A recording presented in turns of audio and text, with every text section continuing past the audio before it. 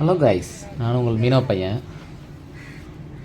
இன்றைக்கி நாங்கள் எங்கள் ஊர் பக்கத்தில் இருக்கிற ஒரு ஊருக்கு தான் போனோம். அந்த ஊர் பார்க்கவே செம்ம அழகாக இருந்தது. பீச்சு ஓரமாக தென்னை மரம்லாம் வச்சு பார்க்கவே பக்காவாக இருந்தது. போனால் நிறையா வலையில் மீன்லாம் பிடிச்சி பேத்துட்டு இருந்தாங்க. மீன் என்னென்ன மீன் பிடிச்சிருக்காங்கன்னு பார்க்கலான்னு போனோம். பார்த்தா நிறைய சங்கரா மீன், காணாங்கத்தை மீன்லாம் பிடிச்சிருந்தாங்க. எல்லாமே அவ்வளோ ஃப்ரெஷ்ஷாக இருந்தது. நீங்களே பாருங்களேன், எல்லாமே அவ்வளோ பயங்கர ஃப்ரெஷ்ஷு.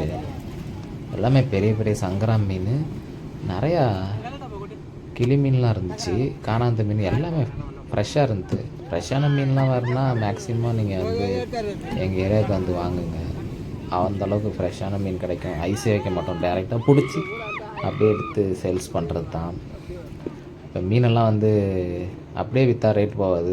மீனெல்லாம் பொறுக்கிட்டு அந்த சங்கரா மீன் தனியாக, காணாங்கத்தை மீன் தனியாக பொறுக்கிட்டு அப்புறமா தான் எடுத்து போய் விற்கணும்.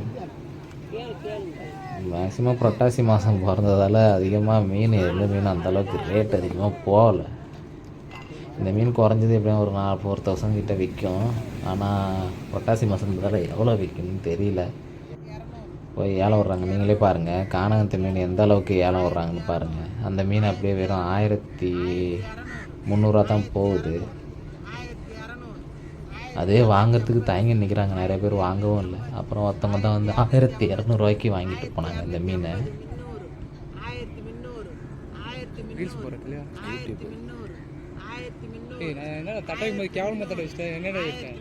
நல்லா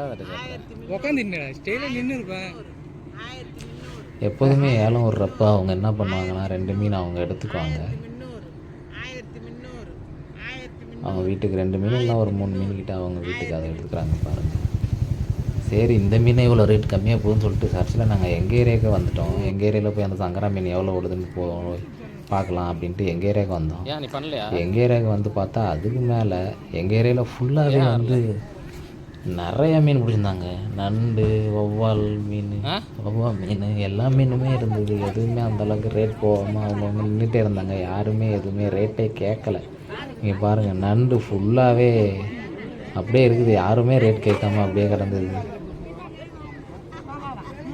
அப்புறம் இந்த பக்கம் பார்த்தா வெறும் வவ்வா மீன் வச்சு அதை வாங்கியிருக்காங்க.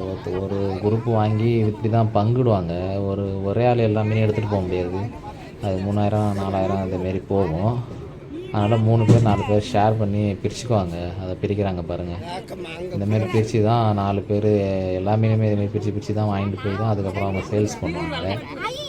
பார்த்தா நிறைய மீன் விற்காமே கிடந்தது. அதுக்கப்புறம் இது பாருங்கள், காணாங்கத்தை மீன். அந்த பக்கம் பார்த்தா பாறை மீன், வரிப்பாறை எதுவுமே விற்காமல் அப்படியே கிடந்துது. சரி, அதுக்கப்புறம் நாங்களும் விற்கலை, எடுத்துன்னு போய் ஐஸ் வச்சுட்டு வீட்டுக்கு போகலான்ட்டு வீட்டுக்கு கிளம்பிட்டோம் கைஸ்.